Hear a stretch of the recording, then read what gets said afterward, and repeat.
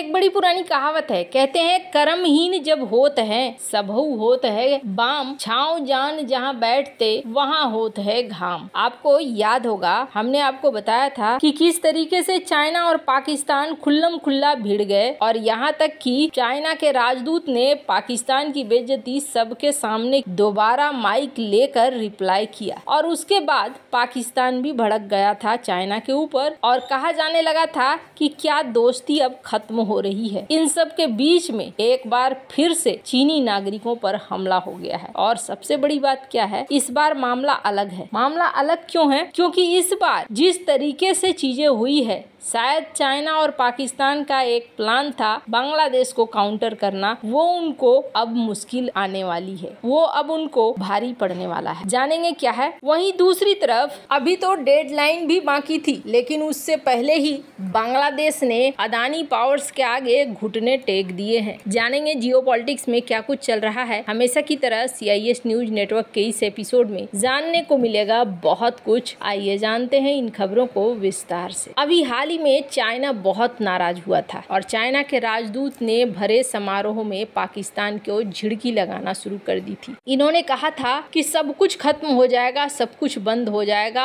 अगर तुम हमारे नागरिकों को सुरक्षा नहीं दे पाओगे तो। क्योंकि शी जिनपिंग अपने नागरिकों की सुरक्षा को लेकर बहुत ही ज्यादा आक्रामक रहते हैं, उनको अपने नागरिकों की सुरक्षा हर हाल में चाहिए। तब पाकिस्तान ने लीपापोती करने की कोशिश करी थी और कहा था हाँ जी हम सब कुछ करेंगे, हम ध्यान देंगे, हमारी दोस्ती ऐसी है वैसी है, हम यहाँ पर बहुत कठोर होकर एक्शन लेंगे। दोबारा माइक छीनकर दोबारा चीनी राजदूत ने जवाब दिया था कि ये करना बहुत जरूरी है वरना सब कुछ खत्म हो जाएगा। पर इसके 72 घंटे भी पूरे नहीं हुए होंगे पर पाकिस्तान में फिर से 2 चीनी नागरिकों को निशाना बनाया गया है। मंगलवार को कराची में इन दोनों के ऊपर गोलियां चलाई गई। पाकिस्तान में चीन के नागरिकों पर हमले के सिलसिले में अब ये नई कड़ी है। पुलिस और अस्पताल ने इस घटना की पुष्टि की। इसके बाद पाकिस्तान में चीनी नागरिकों की सुरक्षा को लेकर फिर से सवाल उठने लगे। बताया जाता है कि दोनों घायलों की हालात काफी गंभीर है और ये सब कुछ तब हो रहा है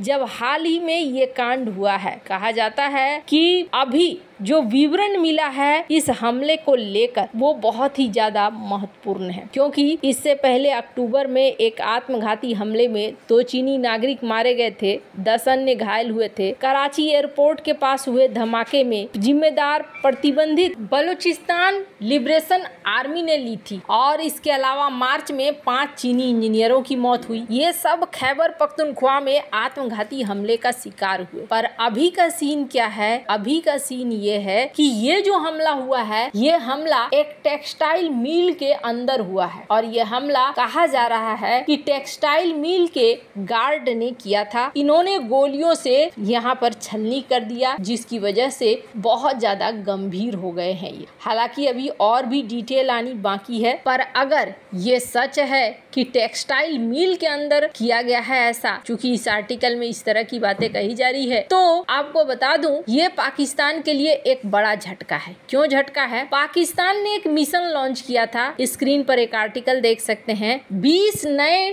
ट्रेड पोस्ट बनाए ताकि दोनों देशों के बीच में व्यापार को तेजी से बढ़ाया जा सके। पाकिस्तान की जो एम्बेसी है इन्होंने इस तरह के ग्रुप बनाए जो खास तौर पर व्यापार पर ध्यान देंगे, चाइना के साथ कैसे व्यापार को आगे बढ़ाया जा सकता है। पर सिर्फ इतना ही नहीं, चाइना ने आनन फानन $40 मिलियन के साथ यहाँ पर स्टार्ट किया था टेक्सटाइल पार्क और ये पाकिस्तान के अंदर इस वक्त बहुत ज्यादा इन्वेस्टमेंट करना चाहते थे। और इन्वेस्टमेंट करने के पीछे कारण है, क्या कारण है? बांग्लादेश में उथल पुथल मची हुई है, इन्हें मैन पावर की जरूरत थी टेक्सटाइल इंडस्ट्री के लिए। ये अपने देश में तो फैला ही रहे थे, पाकिस्तान में फैलाना चाहते थे ताकि जो अमेरिका के ऑर्डर है वो पाकिस्तान के रास्ते चाइना को मिलना शुरू हो जाए। और इसके लिए ये काफी सारे सपने भी बुन चुके थे। स्क्रीन पर आप इन आर्टिकल्स को देख सकते हैं। सिंध प्रांत में, पंजाब प्रांत में और भी प्रांतों में ये कुछ ऐसा ही करना चाह रहे थे और ये सब कुछ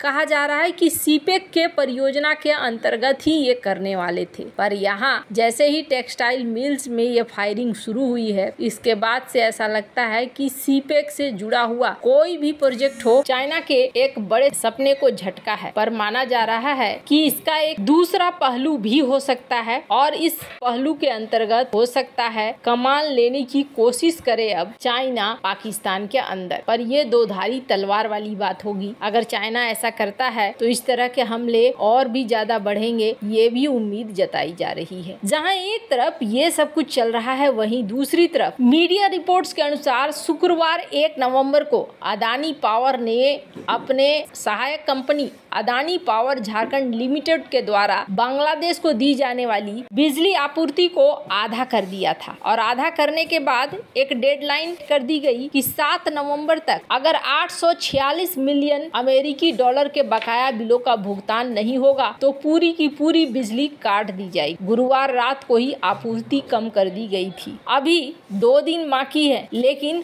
बांग्लादेश की अकड़ थोड़ी ढीली होती हुई दिख रही है। अदानी ग्रुप की company Adani power Jharkhand limited Bangladesh को बिजली बेचती है। यह बिजली झारखंड के गोड्डा में बनता है। बांग्लादेश में तख्ता पलट के बाद से ही अदानी पावर को पेमेंट में दिक्कत होने लगी है। इसके बाद पिछले सप्ताह कंपनी ने बांग्लादेश को बड़ी चेतावनी देते हुए बिजली सप्लाई आधी कर दी थी। इसके बाद बांग्लादेश लाइन पर आता दिख रहा है। खबर आई है कि डेडलाइन से पहले ही पेमेंट शुरू कर दिया गया है। अदानी पावर झारखंड स्थित अपने प्लांट से 1600 मेगावाट बिजली का निर्यात बांग्लादेश को करती है। कहा जा रहा है इसने बकाया राशि के पेमेंट के लिए जो 7 नवंबर की डेडलाइन थी, उससे पहले ही पेमेंट करना शुरू किया है, कुछ टुकड़ों में। चूँकि कंपनी का कहना है कि हम कोयला खरीदते हैं और खरीद कर फिर बिजली बनाते हैं। अगर आप हमें पेमेंट नहीं करेंगे तो हम अपनी जेब से कोयला खरीद कर आपको बिजली तो नहीं देंगे ना। बांग्लादेश पावर डेवलपमेंट के अनुसार कहा जा रहा है कि बांग्लादेश को